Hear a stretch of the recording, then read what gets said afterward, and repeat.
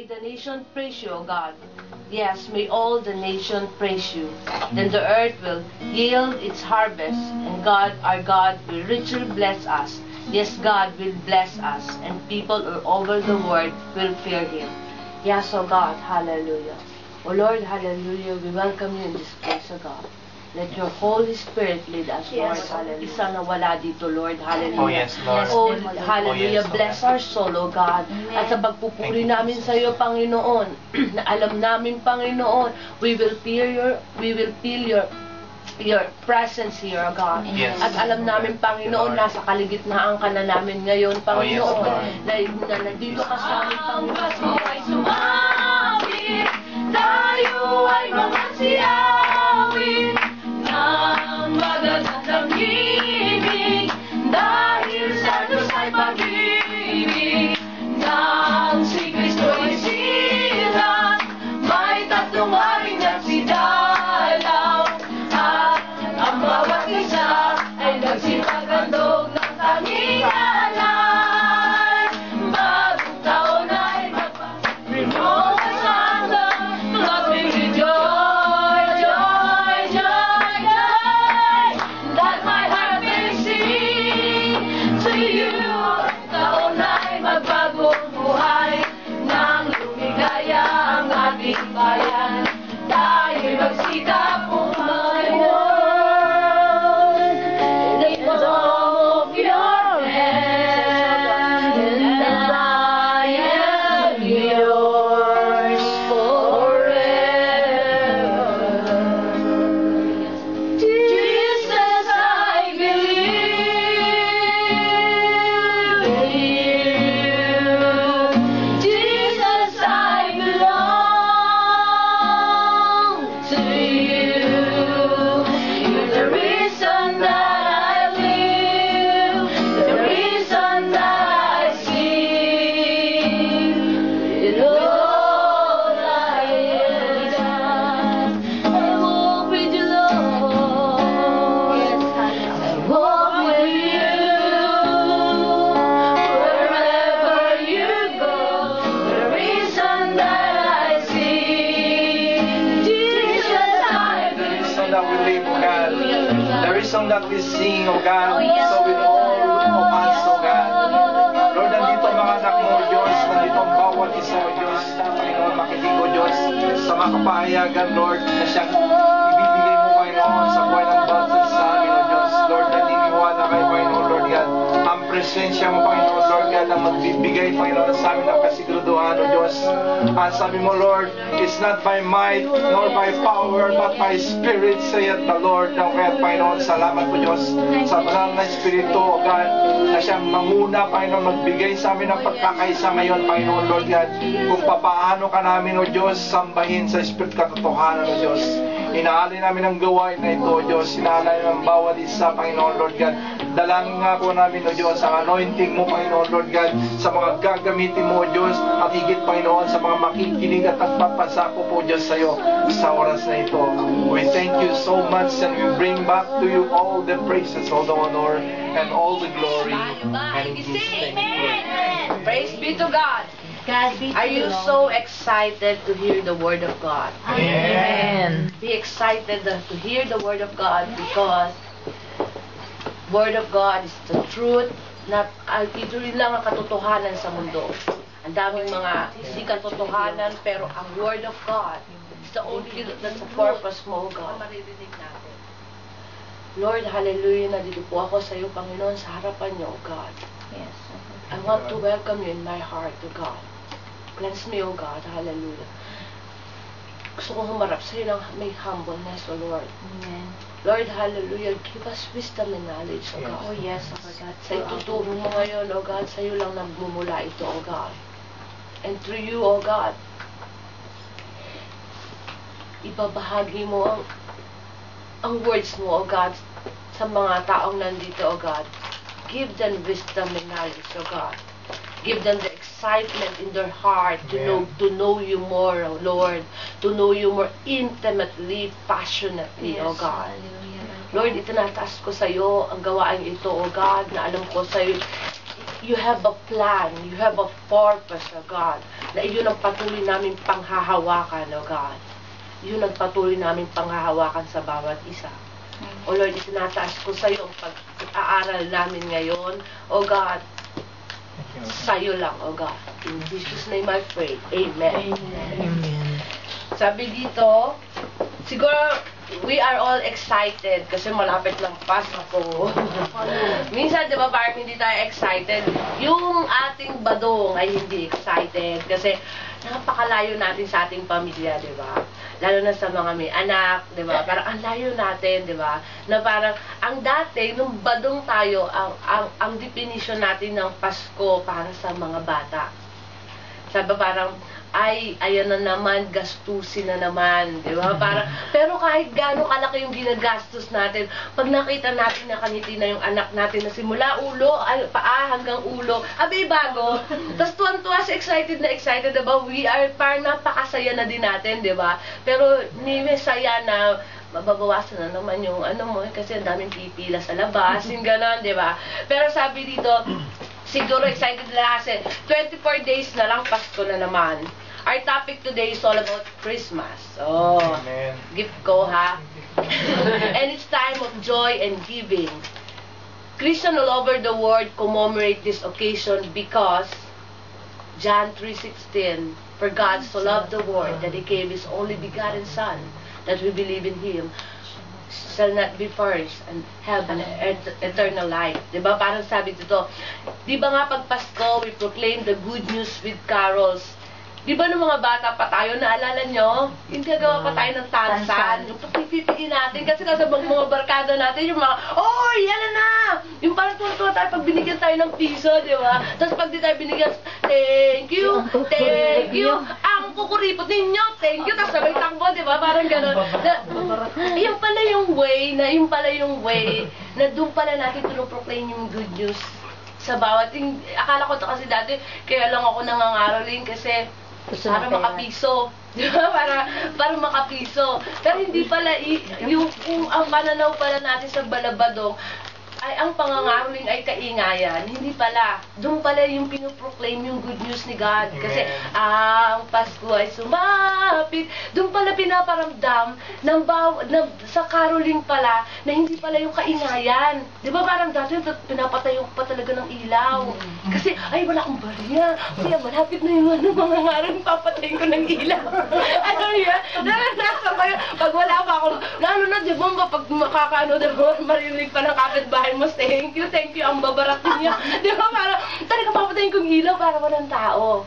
Yung pala, ngayon ko lang na-realize na ang caroling pala, way pala din yun ng evangelism. Na parang, yun din pala yung way na pinuproclaim natin yung good news sa ibang tao. Sabi nito, di ba sabi, and we exchange gift and giving gifts para sa lahat. Di ba? Ako, excited na talaga ako. Sino kaya ang komunito ko? Di ba? Excited sa mga matatanggap natin. But you know what? That the spirit of Christmas is worship. All those who come to meet Jesus worship. Di ba? Dito, sabi sa Matthew 2:22, hindi ko nahanda. Matthew 22. Sabi dito sa Matthew 2, ano daw? Matthew 2:2 pala. Matthew 2:2, sabi dito, malalim kayong kay Papa, kaya ang Tagalog. Ayun, akin na lang. Sabi sa Matthew 2:2, diba?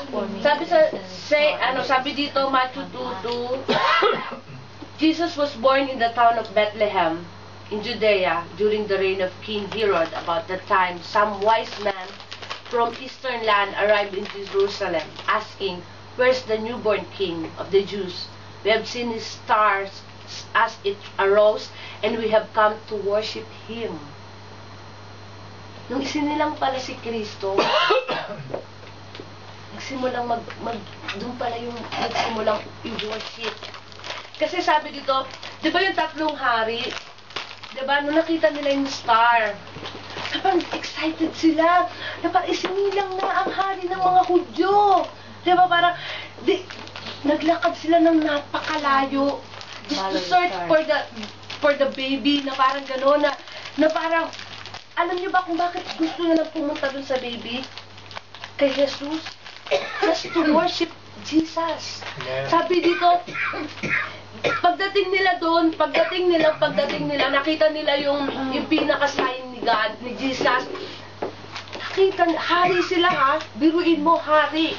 As in talagang mga talagang mayayaman, pero nakita nila si Jesus nasa basbasan. But still, they are bowed down and worshiping God, worshiping Jesus. Yun dun, they bow down and worship Him. Then they opened their treasure and presented Him with gifts of God and of incense of meat. Di ba ang binigay kay Jesus? Di ba yung parang sign of worship na parang ito ang regalo ko. Ito ang binigay ko. Ito yung bigay ko na ginto. Ito ang bigay ko na meat. Di ba silver na parang just to worship you. Na parang ganon. Sabi dito, nasa Book of Luke nung ipinisinta si Jesus sa temple kasi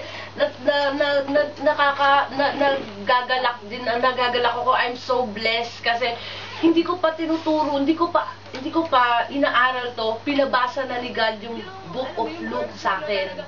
Na parang sabi ko, ang galing mo talaga, God, no? Ang galing mo, plano-plano.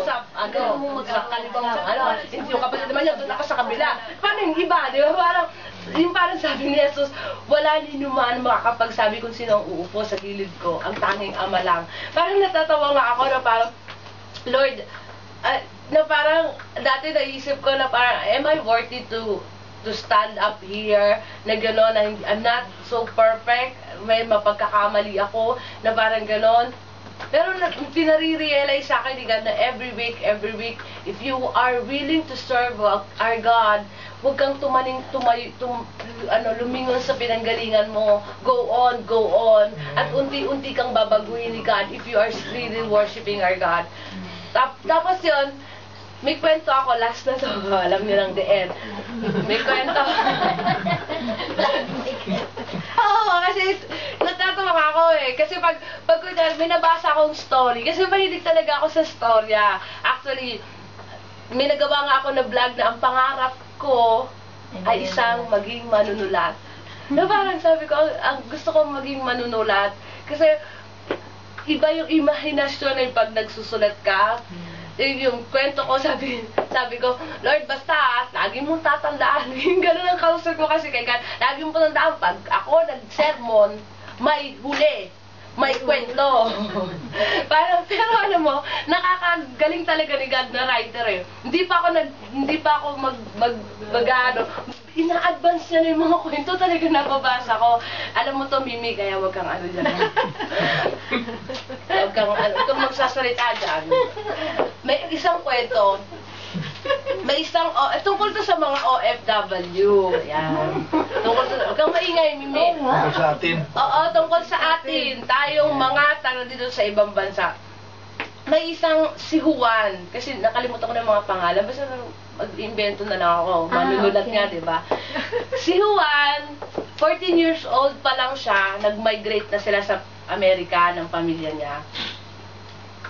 Tapos, doon na siya nakapag-aral, doon na siya nakapagtapos, doon na siya nakapagtrabaho, doon na siya nakapag-asawa. Lahat. Tapos, isang araw, sabi niya sa mama niya, matanda na siya, yung parang graduate na siya, malaki na, may successful, as in successful na siya. As in talagang mayaman na siya, masasabi natin sa buhay na narating niya na ang rurok ng tagumpay. Manunulat na. Narating niya na ang rurok ng tagumpay. Di pagkakasabi ni Juan, Ma, uuwi ako ng Pilipinas. Tapos sabi niya, sige, kayo na magkwento. Sabi niya, uuwi na muna ako sa Pilipinas. Sabi ng mama niya, for how many years? Uuwi ka? Ano gagawin mo sa Pilipinas? Lahat ng kamag-anak natin nandito na. Sabi niya, Ma, gusto ko lang balikan yung nakaraan ko. Yung gusto ko lang na puntahan, yung pinanggalingan ko. Na parang gusto ko lang dalawin yung naiwan ko. Tapos sabi nung nanay niya, hindi ka ba talaga mapipigilan? Sabi niya, magpapasko pa naman. Sabi niya gano'n. Gusto ko doon i-celebrate yung Pasko sa New Year, sabi nung ni Juan. Sabi niya, gusto ko umuwi sa Pilipinas. Tapos ibalik yung lahat na natanggap kong blessing. Sa kanila ko ibabalik. Sabi ni nanay niya, sige, kung hindi ka mapipigilan, go on. Sige, nasa iyo ang blessing ko, pinapayagan kita. Nung nasa aeroplano si Juan, sabi ni Juan, kamusta na kaya yung mga friends ko? Sabi niya, kamusta na kaya yung mga classmate ko nung high school? Bigla niya naalala si Pedro, si Francisco at si Pedro. Sabi niya, kamusta na kaya si Pedro? Ay, maluko yun eh. Siguro maluko pa rin yun ngayon, sabi niya. Si Francisco kaya, sabi niya, siguro engineer na siya. Siguro mayaman na siya. Kasi napakatalinong tao noon. Napakatalino niya talaga sa math. Sabi niya gano'n. Matalino yun. Kaya, for sure, mayaman na siya. Di pagbaba niya ng aeroplano, sinalubong siya ni Pedro. Sabi niya, ay paring Juan, grabe, bagong uwi, ganyan-ganyan. Sabi ganyan-ganyan. Tutulungan na kita, ganyan-ganyan. Sabi niya, oh, kamusta na yung mga friends natin, mga classmates. Di ba tayo talagang sabik, actually talagang sabik tayong umuwi ng Pilipinas. Na parang naisip ko dati na pag pumunta ako sa ibang bansa, hindi na ako babalik. Ayoko na dito sa Pilipinas. Pero na nasa ibang bansa ka na, gusto ko nang mag-Jollibee. gusto ko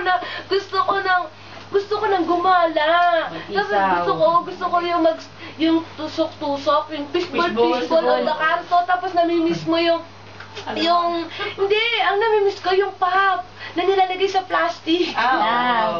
Tapos nalakad ka, ay, nauhawa ka talaga, bili tayo. Magkano lang yun, diba? Sa dito saan ka bibili nun? 2 euro nga eh. Di ba? Doon sa lang, di ba? Parang, yun yung na-miss siguro din ni Juan pag uwi ng Pilipinas.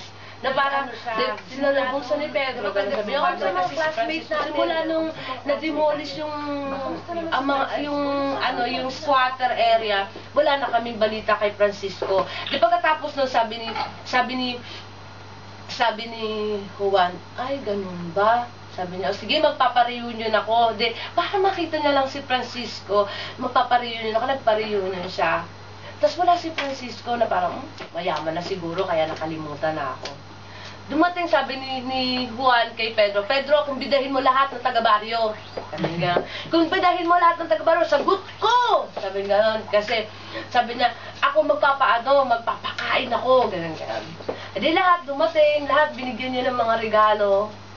Nung wala na yung mga tao, sinabi niya pala kay Pedro, Pedro, sabi niya, oh, parang Juan, uwi na ako kasi gabi na eh. May inaintay siya, pero may isa sa kanila walang nakaalala. Walang nakaalala ni isa sa kanila. Nalungkot si Juan, na parang, kakalungkot naman kasi naalala, pinakain mo na, pinabigyan mo ng regalo, na wala mo lang nakaalala. Tapos wala mo lang bumati. Na walang, gano'n naman kasi ang tao, di ba? Sa sobrang excitement natin, sa sobrang excited natin, gusto nawawalan tayo ng memory. Kakaroon tayo ng memory gap. Sign of aging. Parang gano'n. Tapos pagkatapos nun, lumabas si Juan. Siyempre, senti-senti siya, imo-imo eh. Nakakainis naman. Laman nakaalala. Kita siya, balot! Sabi, balot! Nagtaka siya, bakit itong magbabalot na to ay magpapasko nila, nasa daan pa nila, titinda. Sabi niya dun sa, Mama, sabi niya gano'n, pare, bakit ang gabi-gabi na hindi ka pa nandito? Sabi niya, di pa kasi ako nakakapote. Sabi nung magwalat. Sabi niya, malapit na magpasko. Sabi niya, baka maabutan ka ng Pasko dito. Sabi niya, nalakaw kasing ibenta to eh. Sabi niya, magkano ba yung balot? Sabi niya, Gis ang isa. Sabi niya, Gis. Sabi niya, pag pinakyaw ko ba yan, magkano?